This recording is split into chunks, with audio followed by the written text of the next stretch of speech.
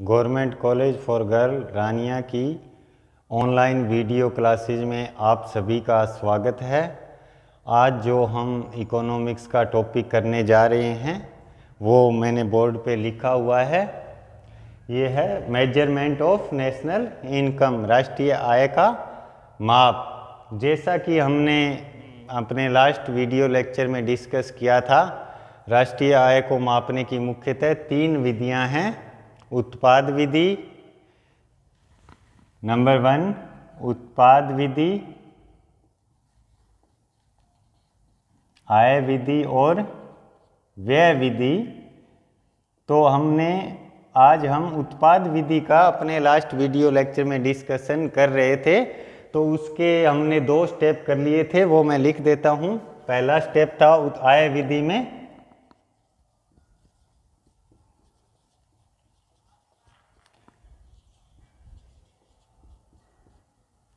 उत्पादक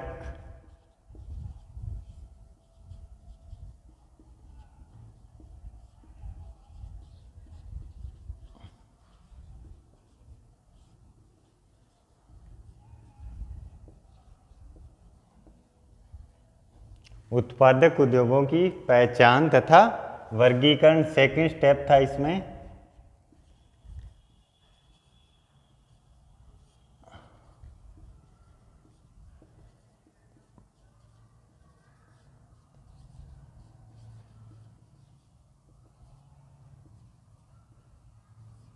साधन आय का अर्थ तथा वर्गीकरण। थर्ड स्टेप था इसमें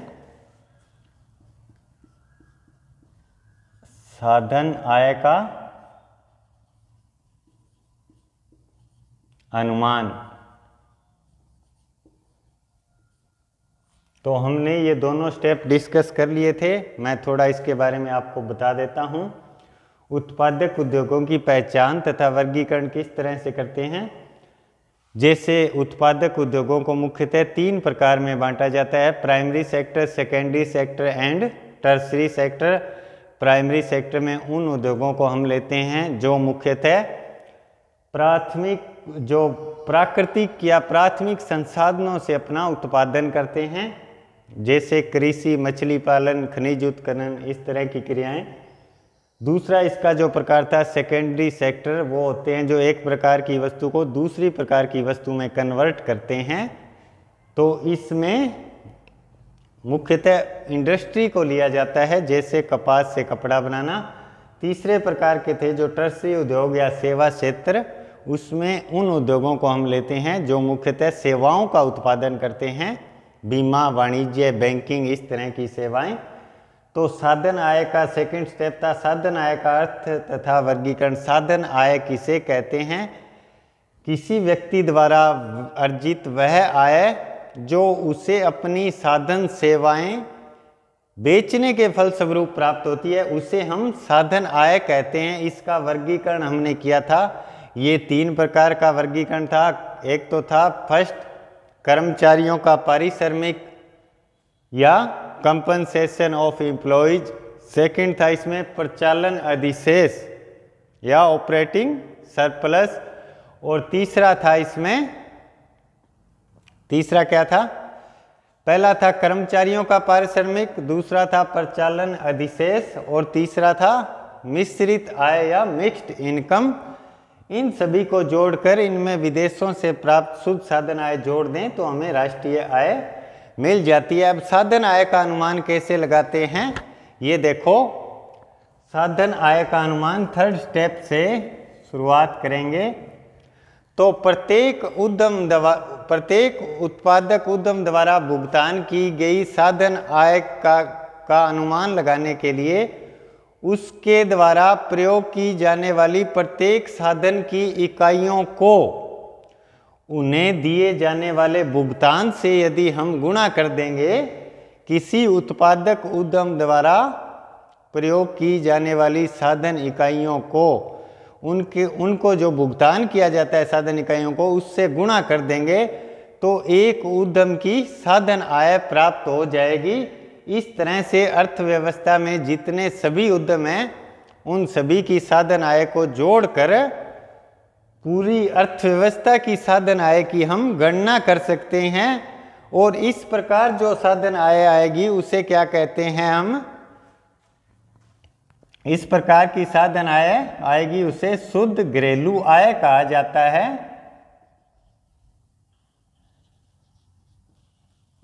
शुद्ध घरेलू आय जो प्रत्येक उत्पादक उद्यम ने जितनी साधन की इकाइयों को लगा रखा है और जितना उस द्वारा भुगतान किया जाता है उनको यदि हम गुणा कर देंगे तो पूरी इंडस्ट्री की आय आ जाएगी, साधन आय। इसे शुद्ध घरेलू आय कहते हैं। तो ये शुद्ध घरेलू आय हमें प्राप्त हो गई। अब इसमें क्या करेंगे, शुद्ध घरेलू आय या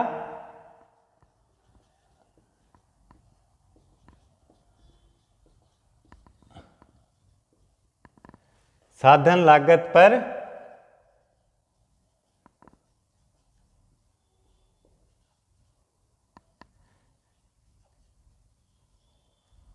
शुद्ध घरेलू उत्पाद हमें प्राप्त हो गया।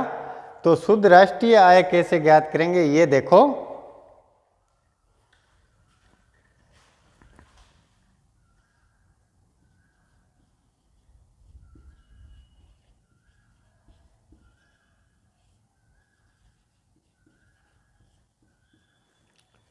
शुद्ध घरेलू आय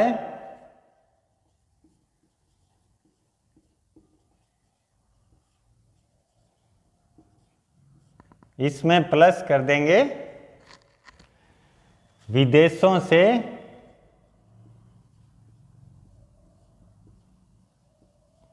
प्राप्त शुद्ध साधन आय।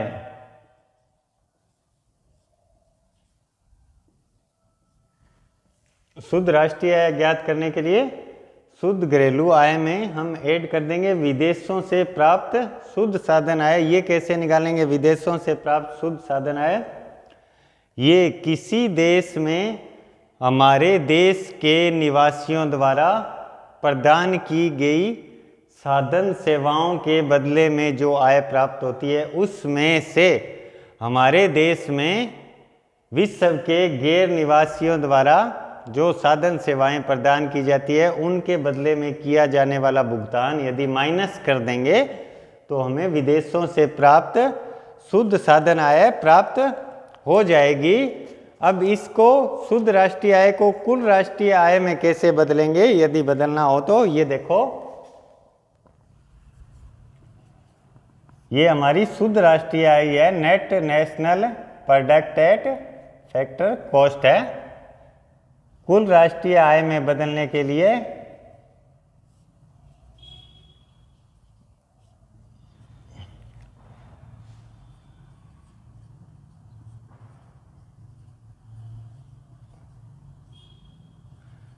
शुद्ध राष्ट्रीय आय इसमें प्लस कर देंगे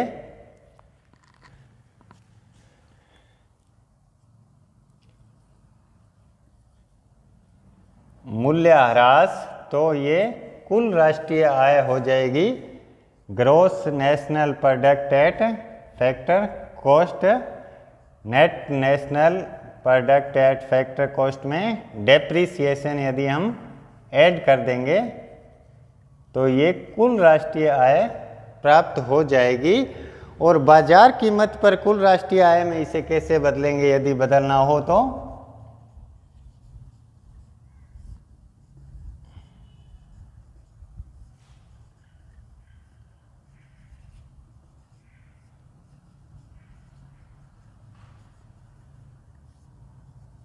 बाजार कीमत पर कुल राष्ट्रीय आय में ये क्या है हमारी, पहले जो कुल राष्ट्रीय आय है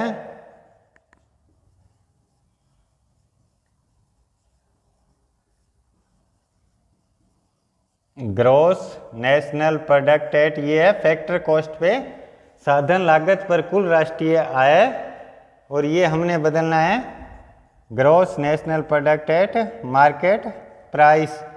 तो इसमें साधन लागत पर कुल राष्ट्रीय आय इसमें ऐड क्या कर देंगे, शुद्ध अप्रत्यक्ष कर। तो ये जो हमारी है साधन लागत पर कुल राष्ट्रीय आय है वो बाजार कीमत पर कुल राष्ट्रीय आय में बदल जाएगी। तो अभी हम डायग्राम से देखेंगे कि मेजरमेंट ऑफ नेशनल इनकम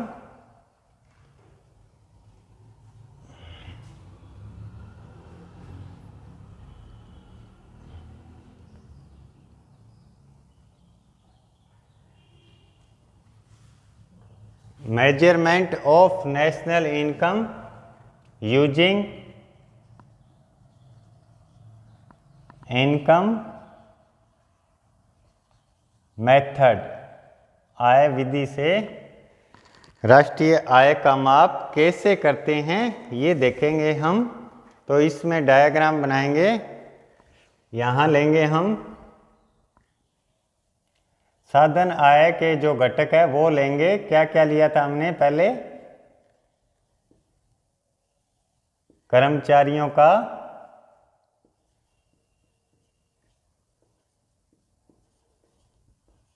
पारिश्रमिक, इसमें प्लस करेंगे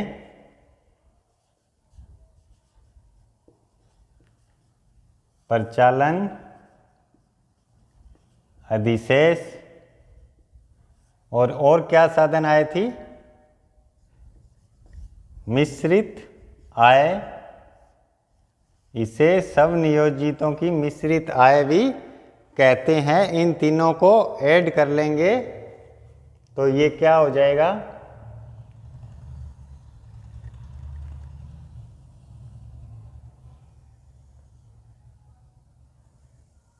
ये क्या प्राप्त हो जाएगा? शुद्ध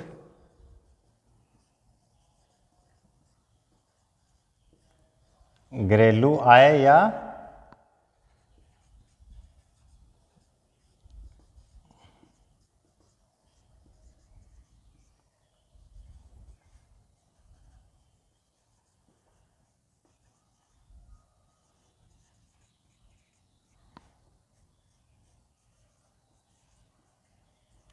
शुद्ध घरेलू आय या साधन लागत पर शुद्ध घरेलू उत्पाद net domestic product at factor cost. इन तीनों प्रकार की आय को जोड़ लेंगे तो शुद्ध घरेलू आय प्राप्त हो जाएगी हमें। अब इसमें क्या करेंगे? ऐड कर देंगे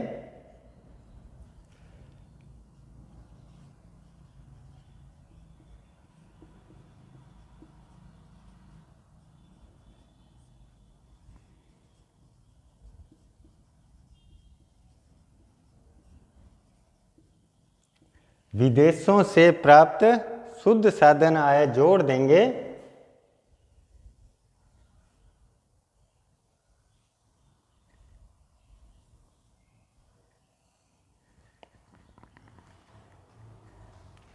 तो यहाँ क्या आ जाएगा हमारा जोड़ने पे? ये देखो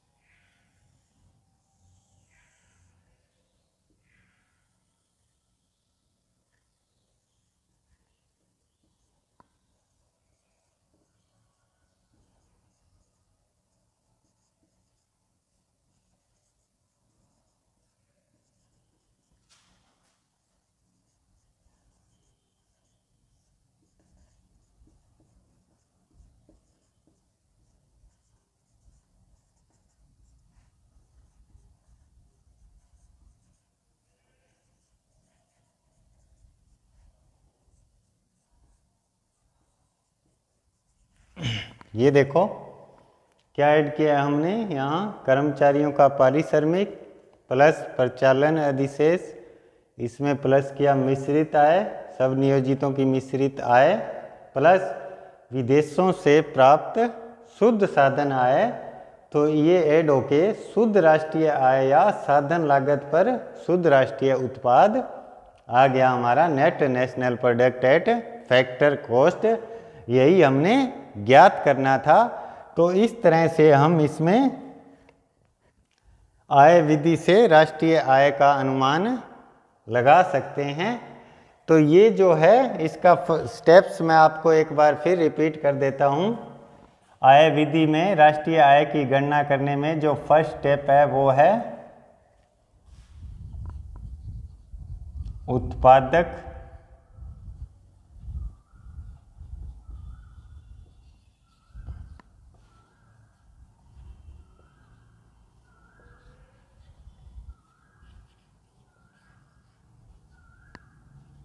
उत्पादक उद्योगों की पहचान तथा वर्गीकरण। सेकंड स्टेप है इसका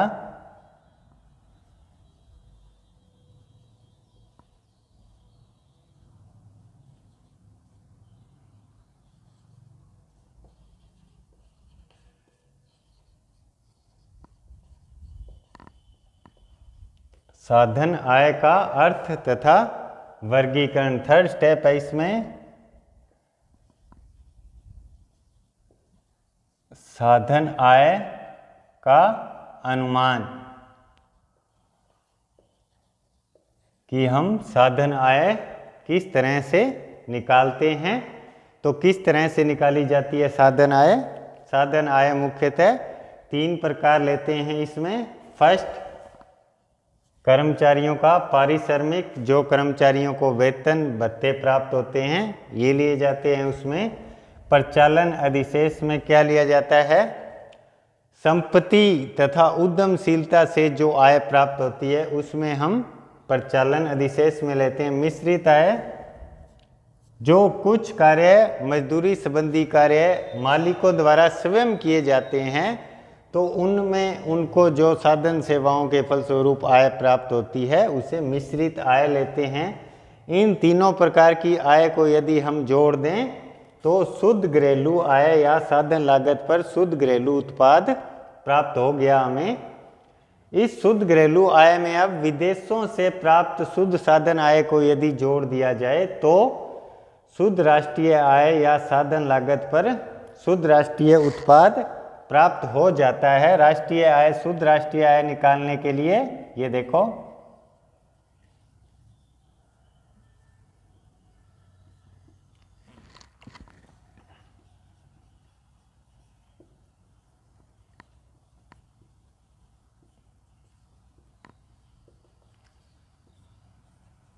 शुद्ध घरेलू आय जो हमने जोड़ी थी इनकी तीनों की, कर्मचारियों का पारिश्रमिक, परिचालन अधिशेष और मिश्रित आय, इसमें यदि हम प्लस कर दें विदेशों से प्राप्त शुद्ध साधन आय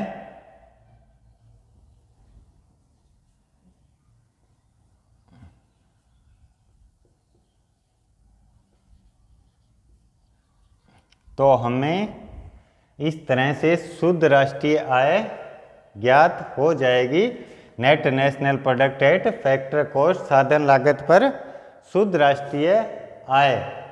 और इस शुद्ध राष्ट्रीय आय को यदि हमने कुल राष्ट्रीय आय में बदलना हो तो उसके लिए देखो कुल राष्ट्रीय आय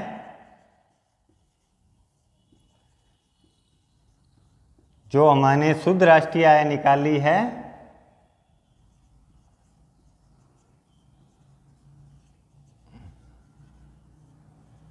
इसमें मूल्य ह्रास ऐड कर देंगे तो हमारी कुल राष्ट्रीय आय निकल आएगी। ये क्या है? Net national product at factor cost. ये क्या हो गया? Gross national product at factor cost, सकल राष्ट्रीय आय या कुल राष्ट्रीय आय। और यदि ये जो है हमारी कुल राष्ट्रीय आय ये फैक्टर कॉस्ट में है, यदि हमने इसको बाजार कीमत पर कुल राष्ट्रीय आय निकालनी हो ये साधन लागत पर है। बाजार कीमत पर कुल राष्ट्रीय आय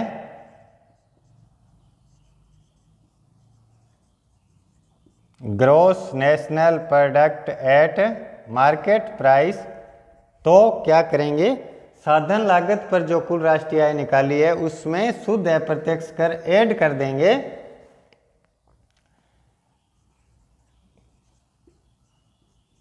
कुल राष्ट्रीय आय है हमारी साधन लागत पर, इसमें कुल अप्रत्यक्ष कर ऐड कर देंगे, सॉरी शुद्ध अप्रत्यक्ष कर,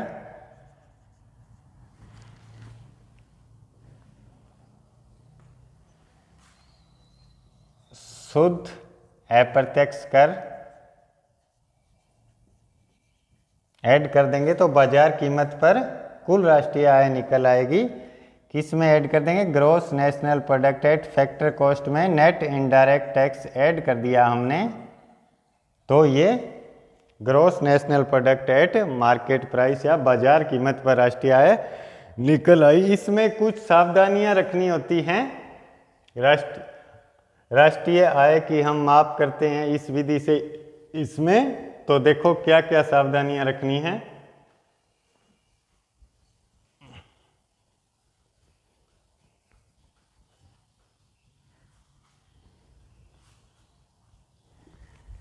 आय विधि से राष्ट्रीय आय की गणना करने में निम्न सावधानियां रखनी चाहिए। फर्स्ट, क्या हस्तांतरण आय है,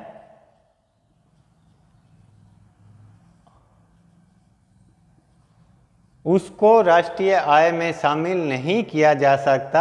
हस्तांतरण आय कैसी आय, जैसे बुढ़ापा पेंशन या छात्रवृत्ति, इस तरह के जो लाभ दिए जाते हैं सरकार द्वारा, उनको राष्ट्रीय आय में शामिल नहीं किया जाता। क्यों नहीं किया जाता, क्योंकि ये जो भुगतान है वो उन साधनों को उनकी साधन सेवाओं के फलस्वरूप नहीं दिए जाते, वो हस्तांतरण भुगतान केवल और केवल सहायता के लिए दिए जाते हैं।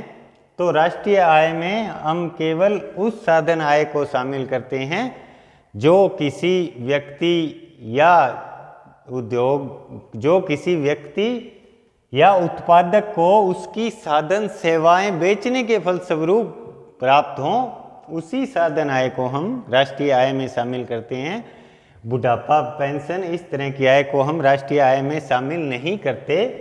सेकंड, इसमें ध्यान रखना चाहिए जो गैर कानूनी आय होती है, चोरी स्मगलिंग, इस तरह से जो आय एकत्रित की जाती है उसको हम राष्ट्रीय आय में शामिल नहीं करते, इससे बाहर रखा जाता है। तीसरी, इसमें सावधानी रखनी चाहिए जो पुरानी वस्तुओं का यदि क्रय विक्रय हुआ है,